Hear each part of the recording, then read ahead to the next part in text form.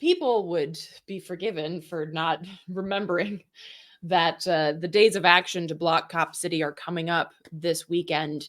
And so I wanted to share some some information about that, and also link it to the struggle that's happening in Palestine. And there was a statement of solidarity released with Palestine, and I'll just read a couple of lines of that you folks can check that out at blockcopcity.org. We recognize that many of Cop City's corporate funders, including Coca-Cola and Bank of America, are also financially supporting the Israeli occupation force, and for the same reason. As we head into a future of even starker inequality, civil unrest, and climate crisis, the rich are preparing to turn their communities into Tel Aviv while they turn ours into Gaza. Thus, the struggle to free Palestine is integral to the struggle to free us all. We also recognize and condemn the more direct ways in which Atlanta's repressive state apparatus cooperates with the Israeli military.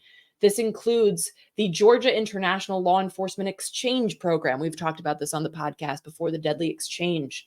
Led by Georgia State University, the program facilitates direct training between Georgia police and the IDF, in part by sending Georgia police to occupied Palestine in order to be trained in racist and hyper-militarized surveillance and policing tactics. The Atlanta Police Foundation has already invited the IDF to train at Cop City once completed. Nice of them. An APD and Fulton County SWAT team members recently joked about quote-unquote capturing Hamas terrorists while descending upon squatters in an abandoned hotel. So this is a statement by the Block Cop City folks making those connections. And again, we've talked about the Deadly Exchange here. So I think it was important to share that information. Y'all can read more about that at blockcopcity.org. And I thought it was a great point in this post. Yes. Can I bring this one up? Yeah. So in a meeting that this is about Joe Biden. That, well, I'm not even going to say it. Penis wrinkle? In a meeting that took place after he has about 75% wrinkles these days. He is. After the murder of a protester and the beginning of the indiscriminate application of domestic terrorism charges to protesters, the White House indicated that Cop City is, quote, exemplary of what President Biden would like to see other municipalities emulate. These are the Democrats, folks. They're the good guys. This is after Tortuguita was shot some 50 times by police while sitting cross-legged in their tent. Yeah, trying to stop them from knocking down a forest to build a cop training center. Terrorist training center. A person was assassinated by the police. And that's what Biden wants to emulate. Right. And as they point out, as they continue in this post, they point out that after the largest protest in this country's history, following the public lynching of George Floyd in 2020, the Democratic Party's response has been to expand policing and surveillance to unprecedented levels. By the way, they were already at unprecedented levels, so we just keep getting more unprecedented. And Joe Biden's entire history, like going back to the 1820s in Congress, has been to, quote unquote, support the police. He's been at the forefront of every policing bill, sending more money to police. He helped create the drug laws that have locked up millions of Americans. He has been Mr. Police his entire career. So this is from a day ago. The folks who were facing RICO charges, this feels like a lifetime ago that we talked about this, but... And yes, RICO charges are what they generally use against like mafia and stuff. Racketeering and yeah. So it's all bullshit, of course, but 61 people were hit with RICO charges, and then they were arraigned this week.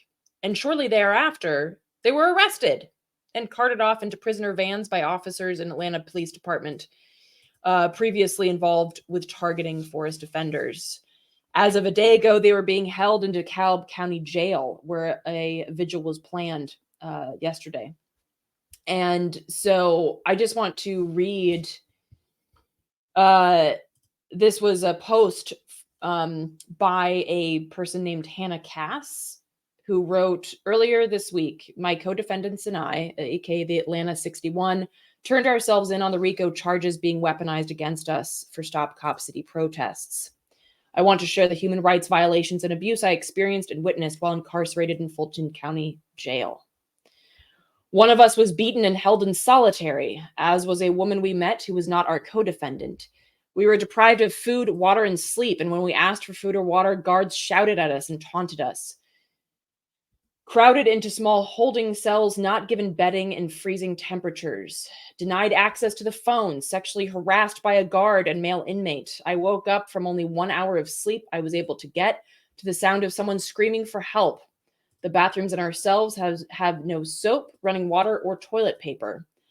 They held people whose bonds were already paid for many hours. Some of the women we met were arrested because their husbands had been beating them, and the cops were called. Meanwhile, their husbands remained free.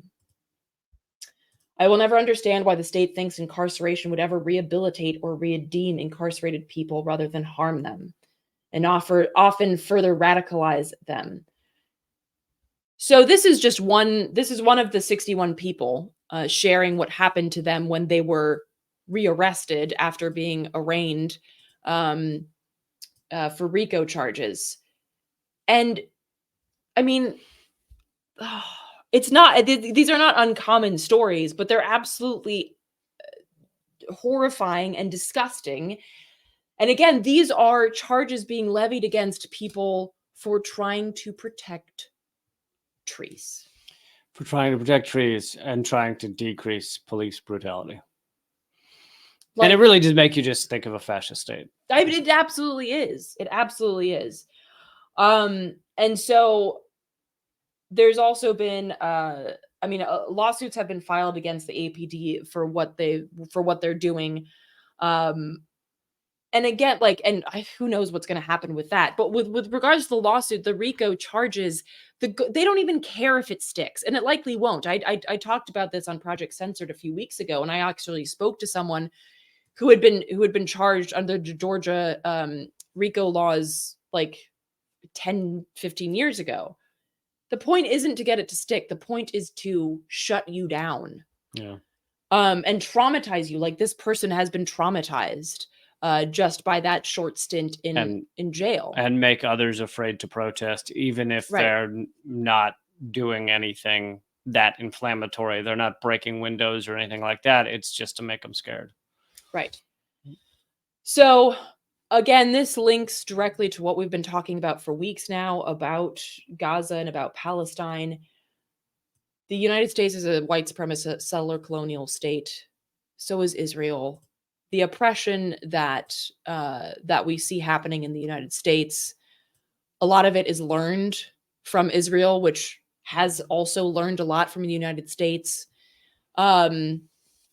This is terrorism and it's oppression, and it has to be fought and stopped in any way that it possibly can. So if you are anywhere near Atlanta, if you can at least boost the message, again, that's blockcopcity.org. And those days of actions are happening basically this whole entire weekend. Again, this is being recorded on Friday, November 10th. So please do share it and engage in whatever way you can, because this is a fight against settler colonialist violence where we are, because most of us, I'm guessing, can't make it to Gaza to help. Yeah, very true.